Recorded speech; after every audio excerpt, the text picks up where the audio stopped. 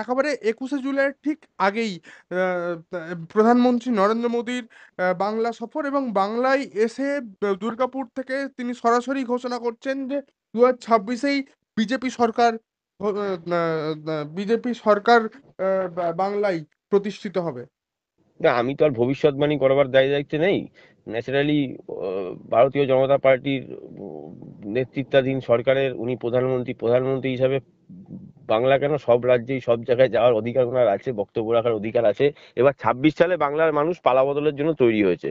আগামী যে ২৬ সাল আপনারা দেখবেন পশ্চিমবঙ্গ থেকে যাতে তৃণমূল সরকারকে উৎখাত করার জন্য আজকে সাধারণ মানুষ এই উদ্যোগ নেবে।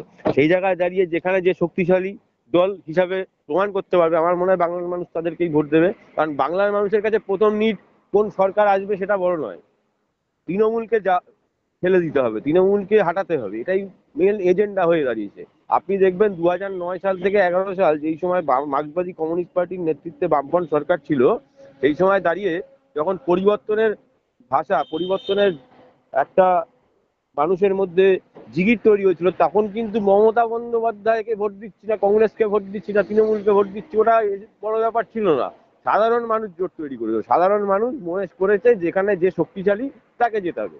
সেই জায়গায় দাঁড়িয়ে যারা বিশ্বাসযোগ্যতা আনতে পারবে, সব রাজনৈতিক দল তাদের মতো করে চেষ্টা করছে। এবার বিশ্বাসযোগ্যতা আনার জন্য তারা যারা লড়াইয়ের ময়দানে থাকবে, মানুষ তাদেরকেই ভোট দিয়ে জয়যুক্ত করবে বলে আমি বিশ্বাস করি। তবে অরিজিৎ দা, আগামী ২৬-এর বিধানসভা নির্বাচনে আ কংগ্রেসের কি পদক্ষেপ বা কংগ্রেসের কি ভূমিকা হবে?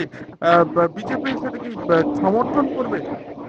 কংগ্রেস বিজেপিকে কখনোই সমর্থন করতে পারে না, কারণ আপনারা জানেন সারা ভারতবর্ষের রাজনীতিতে কংগ্রেস সবসময় ভারতীয় জনতা পার্টির বিরুদ্ধেই লড়েছিল, আর বিজেপিও সবসময় কংগ্রেস দলের বিরুদ্ধেই কথা বলে। তাই এই দুটো দল রাজনৈতিকভাবে জোট তৈরি করবে সেটা আমি বিশ্বাস করি না, কিন্তু মানুষের জোট কিন্তু তৈরি হবে বলে আমিও এটাও বিশ্বাস করি।